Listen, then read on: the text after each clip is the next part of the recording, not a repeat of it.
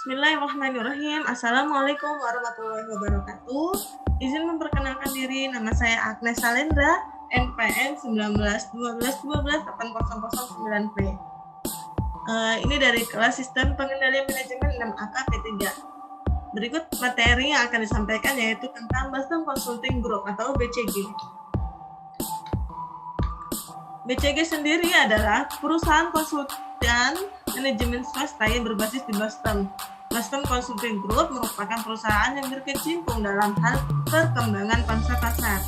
BCG dikembangkan dan dipopulerkan pertama kali oleh seorang manajemen konsultan terbesar. Matriks BCG adalah bagian yang diciptakan oleh Bruce Henderson untuk Boston Consulting Group pada tahun 1970 untuk membantu perusahaan dalam menganalisis unit bisnis atau lini produk mereka. Matriks BCG membantu perusahaan mengalokasikan sumber daya yang digunakan sebagai alat analitis dalam merek pemasaran, manajemen produk, manajemen strategis, dan analisis portofolio. Berikut ada pemetaan matriks BCG. Di sini bisa dilihat ada sebuah gambar atau ilustrasi di mana BCG adalah membagi sebuah daerah dengan dua garis yaitu vertikal dan horizontal menjadi 4 daerah kuadran. 4 daerah tersebut diberi nama yaitu tanda tanya, bintang, sapi perah, dan juga binatang yaitu sebuah anjing atau dog. Di sini ada keterangannya yaitu dari tanda tanya.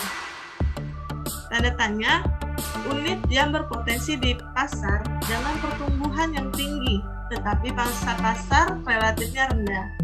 Jika berada di kuadran tanda tanya, perusahaan membutuhkan dana yang besar karena harus mengeluarkan uang untuk pabrik, peralatan, dan karyawan yang akan mengikuti pertumbuhan pasar yang cepat.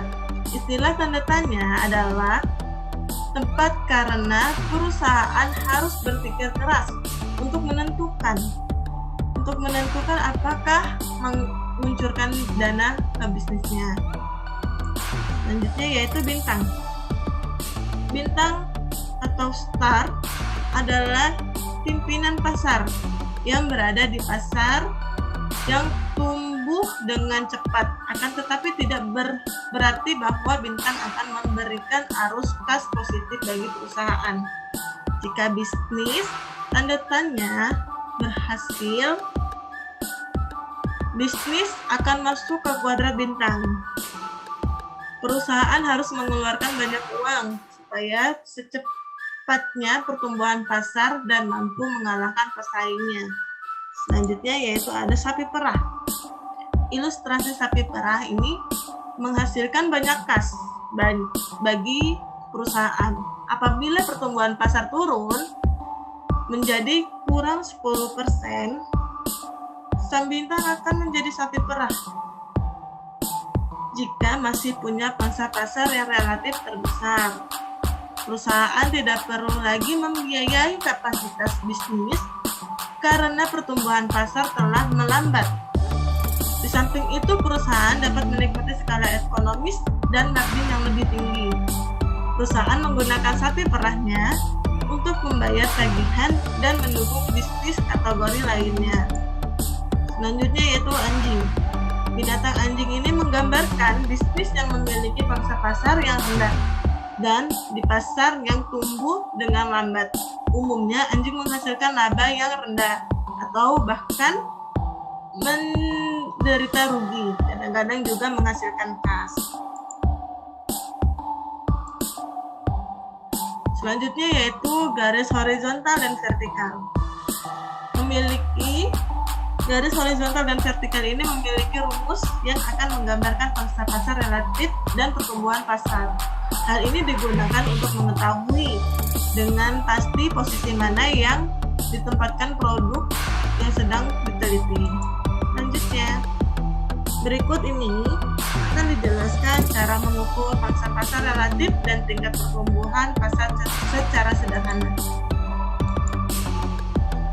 Mengukur tingkat pertumbuhan pasar.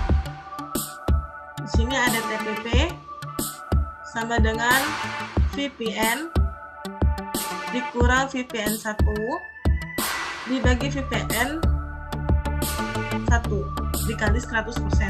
Berikut adalah keterangannya. TPP sama dengan tingkat pertumbuhan pasar. VPN sama dengan volume penjualan tahun terakhir. VPN 1 volume penjualan tahun sebelumnya. Selanjutnya, pertumbuhan pasar adalah proyek tingkat penjualan untuk pasar yang akan dilayani, biasanya diukur dengan peningkatan persentase dalam nilai atau volume penjualan 2 tahun terakhir. Sumbu dibagi menjadi 2 bagian, lebih dan kurang dari 10% pertumbuhan per tahun. Selanjutnya yaitu mengukur pasar relatif. Di sini lebih simpel, yaitu ada PPR sama dengan VPN per VPPN. Berikut adalah keterangannya, yaitu PPR adalah pangsa pasar relatif. VPN yaitu volume penjualan tahun terakhir. VPPN adalah volume penjualan. Selanjutnya, pangsa pasar relatif adalah bagian penjualan industri total sebuah perusahaan di sebuah pasar tertentu. Pangsa pasar relatif diwakili oleh sumbu horizontal. Pangsa pasar perusahaan dibagi dengan pangsa pesaing terbesar. Pangsa pasar relatif berfungsi sebagai ukuran kekuatan perusahaan di segmen pasar yang relevan.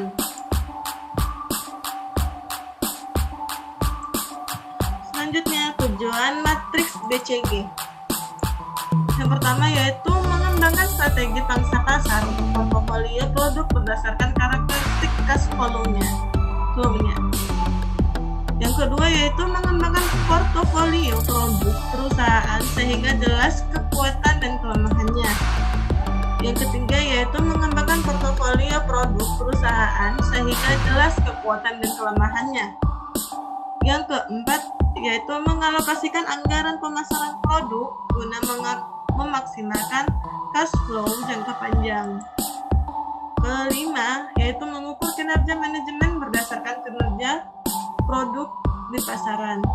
Selanjutnya yaitu ada yang keenam, karena mengetahui posisi relatif dari unit bisnis yang diteliti sehingga didapatkan strategi yang sesuai dengan kebutuhan.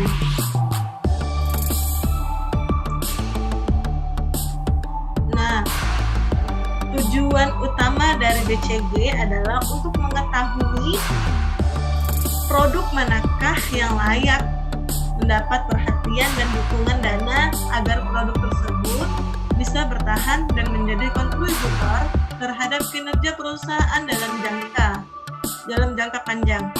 Setiap produk memiliki siklus hidup produk, dan setiap tahap dalam siklus hidup produk memiliki profil risiko yang berbeda.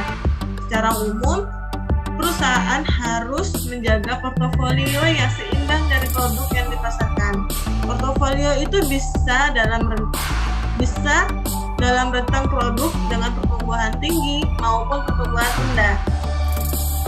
Sebuah produk dengan pertumbuhan tinggi membutuhkan beberapa upaya dan sumber daya untuk memasarkannya, untuk membangun saluran distribusi, dan untuk membangun infrastruktur penjualan dengan harapan produk tersebut dapat membawa keuntungan di masa depan bagi perusahaan. Sekian dari presentasi yang saya sampaikan. Lebih dan kurangnya saya minta maaf dan saya ucapkan terima kasih. Wassalamualaikum warahmatullahi wabarakatuh.